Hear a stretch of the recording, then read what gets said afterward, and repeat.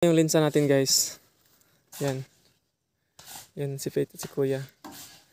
Sila yung gumagawa ng staking. Dito naman sa kabila guys. Ito naman yung linsa. Yan. Punta doon. Yan guys oh.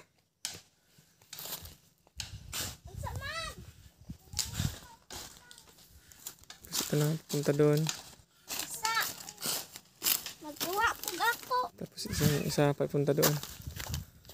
Nag-cross sila.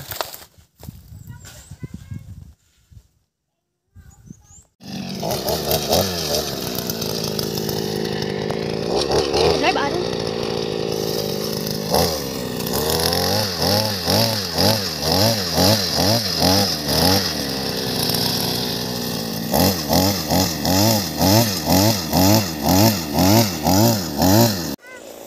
Guys, ganito magtanim ng prutas guys.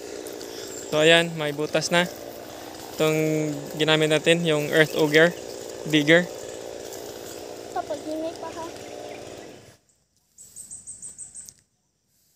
Yan. Sukat mo yung ano, sukat mo yung durian.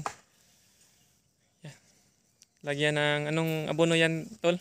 1620. 1620. 16 nitrogen, 20 yung potassium. Tapos yung puno ng yung seedling natin, binabad natin sa tubig. Ayan. Tol, puyat ni tol. Di 101. Puyat lang, katong puyat. Itong malaking kuan. Pagkuha dito ate ka. Magpuan ako. Oh. Yan, pagkatapos lagyan ng tabunan natin ng loam soil yung ano, compost yan, compost galing sa mga basurahan, mga latang dahon. Lagyan ng compost yung abono para hindi siya direct ang contact sa mga ugat.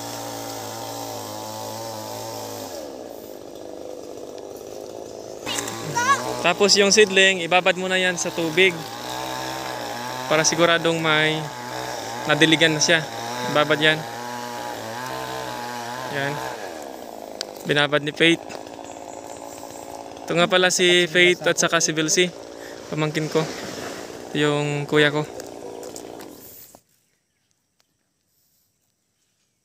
Igubot lagi hours later.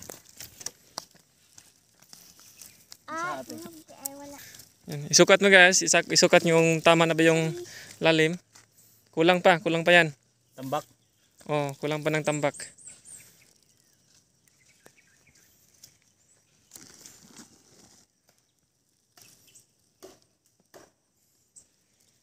Tanggalin niyo yung mga may konting cellophane kasi nakakabara yan sa mga ugat. Sige, isukat mo ulit.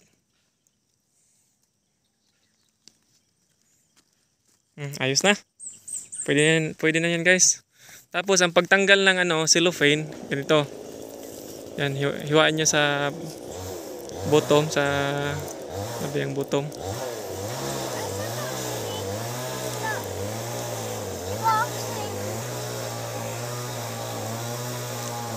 Ituyok, Pet, ituyok.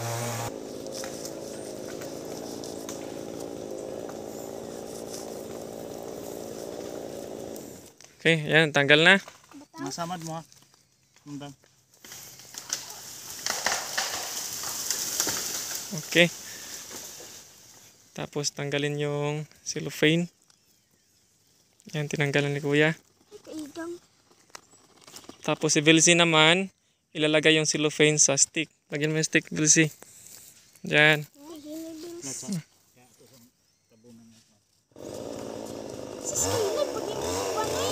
Yan. Nilagyan ni Kuya ng matabang lupa sa gilid para ma-encourage yung mga ugat na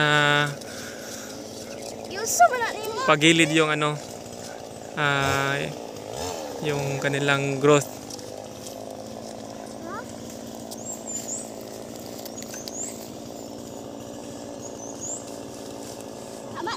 Okay. Tapos anong gagawin sa cellophane? Ilagay sa taas para anong purpose? Para palatandaan niya na natanim na dyan. Pag may silupin na sa taas, may tanim na yan. Kaya yan, nilagyan ni Kuya ng matabang lupa. Yung compost sa gilid.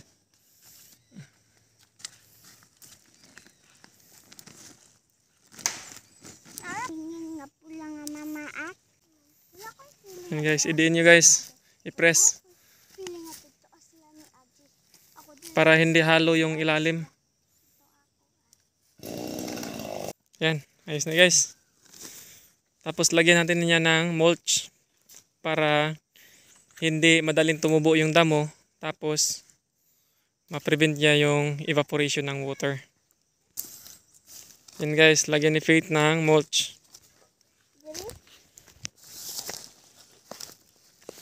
Kapalan mo, kapalan. Para ma-prevent yung water evaporation. Ma-contain yung moist. Tapos, hindi madaling tumubo yung damo sa paligid. Damihan nyo ang paglagay ng mulch guys. Para mas effective talaga. So, ayan si Bilsi, pamangkin ko yan. 8 years old. Tapos si Faith ay 10 years old. So, wag lang lagyan guys wag lang idikit sa puno yung mulch. So, distansya lang kahit 2 inches lang. Galing sa puno. Yung makina sa gilid guys, yan yung earth auger or earth digger. So ayan guys, tapos na. Ayan, may distansya konti. Ito yung mga seedling ko guys, mga durian na puyat at saka D101. Ito yung unang tanim namin na durian. So yun yung kuya ko hakot ng yero para sa kubo. Ito yung nauipon nating tubig last time guys para gagamitin sa hollow block. So ayan na, gumagawa na sila ng hollow block. 3 yan sila guys. So per piece yung bayad ko dyan. 5 piso ata yun. Bawat isang magawa nila. Mas matipid kasi ito guys kasi malayo to sa pagbibilhan ng hollow block. Kaya nagpagawa lang ako dito. Kasi may rin kasi charge sa delivery fee.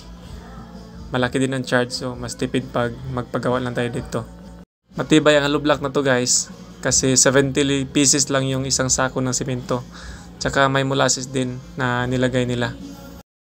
Learn ko dyan guys, huwag magtanim sa gilid talaga ng bangin. Kasi mas prone yun na matuyo yung lupa. Kasi nga nasa gilid siya. Walang masyadong lupa. At saka prone siya sa landslide kasi binutasan mo yung gilid ng bangin talaga. Sa pagtanim guys, idiin nyo talaga, i-press, i-compact yung lupa para hindi makapasok yung hangin. Kasi pag labas-pasok yung hangin guys, mas madaling matuyo yung ilalim. Tapos pag medyo buhaghag yung lupa sa ilalim, yung mga gamot ay hindi sila masyadong makakapit. Tapos kunti lang yung moist na makontain ng lupa. Kulang ko dyan guys ay dapat pala lagyan ng insecticide na powder. May mabibili kang ganun. Kasi titirahan yan ng mga langgam, bubutas-butasin yung lupa. So yung ugat ng halaman ay wala na silang masyadong makapitan. Tapos wala na silang mapagkukunan ng tubig. Kaya mamamatay yung pananim guys. Pero pag may insecticide yan guys, walang magbabahay na dyan na anay at saka mga langgam. So thank you for watching. Sana may na-advise ako sa inyo. Bye!